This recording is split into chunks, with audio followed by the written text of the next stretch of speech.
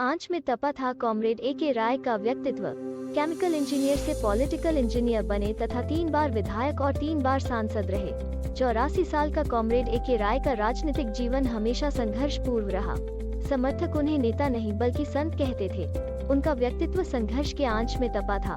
प्रचंड गर्मी में भी वे बिना बिछावन चटाई पर ही सोते थे और हवा के लिए हाथ पंखा का ही हमेशा सहारा लेते थे। यह कोई दिखावे की बात नहीं है, बल्कि यह सब उनकी दिनचर्या का शुभारंभ था। उनके समर्थक बताते हैं कि यह दिनचर्या कई वर्षों से जारी है।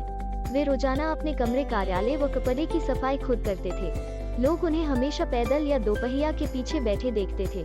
उन्होंने राजनीति में कभी आव भाव नहीं दिखाया। हालांकि खुद A.K. राय इसे कोई त्याग मानने को तैयार नहीं थे।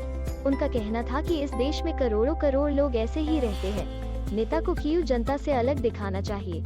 यह सभी जानते हैं कि राय दा ने पूर्व सांसद की पेंशन को राष्ट्रपति कोष में दान दे दिया है। पूर्व सांसद को मिलने वाली किसी भी सुविधा का वे भोग नहीं करते थे। वे अपने पैसे से साधारण दर्जे के रेल टिकट पर हमेशा यात्रा करते थे। कपड़ा फटने पर उनके सहयोगी कपड़ा सिलवा देते थे। अपना दैनिक खर्च अखबारों के लेख व किताब निकाल लेते थे। संपत्ति के नाम पर उनके पास एक पुराना स्कूटर है, जो उन्होंने सांसद रहते दिल्ली में बैंक से कर्ज लेकर खरीदा था।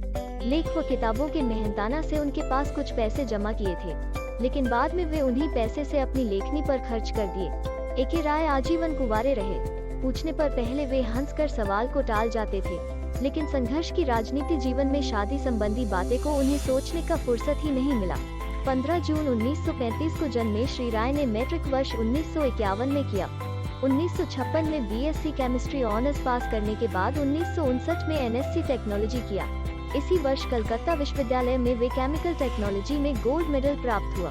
1960 में जर्मन विश्वविद्यालय कलकत्ता से उन्होंने जर्मन भाषा की पढ़ाई पूरी करने के बाद 3 साल 1959 से 61 तक निजी क्षेत्र में नौकरी की।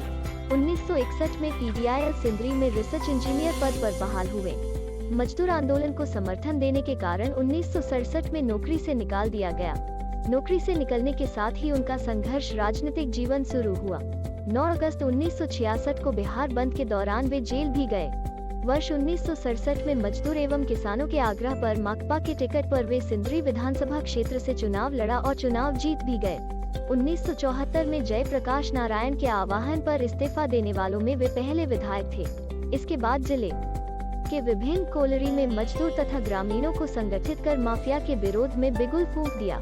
काफी संघर्ष के बाद माफिया वर्चस्व को पीछे धकेलने के क्रम में वे दूसरी बार जेल गए। इस बार वे करीब 8 महीने जेल में रहे। अगस्त 1975 में वे पुनः जेल गए और अप्रैल 1977 तक जेल में ही बिताया। जेल के अंदर पहली बार 1977 में लोकसभा का चुनाव लड़ा और पूरे लोकसभा वोट का 85% वोट अकेले लेकर जीते। राय बाबू धनबाद के पहले ऐसे सांसद थे जिन्होंने जेल में रहकर ही चुनाव जीता था। चुनाव जीतने के बाद जेल से रिहा हुए।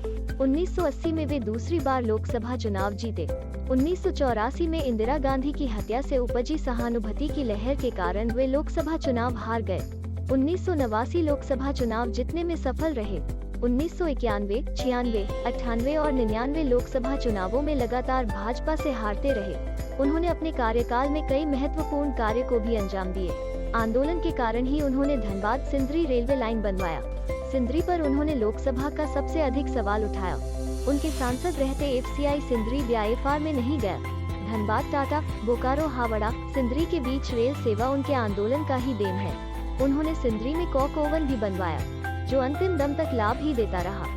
घोखरा हाट में निर्माण में भी राय बाबू सराहनीय योगदान